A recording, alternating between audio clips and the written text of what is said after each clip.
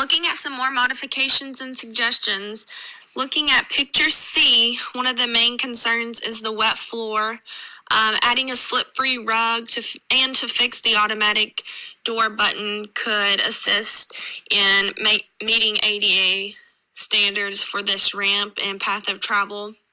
Also, looking to the right of the picture with the two ramps into one door, this could be a suggestion for reconstructing this ramp to better meet ADA standards.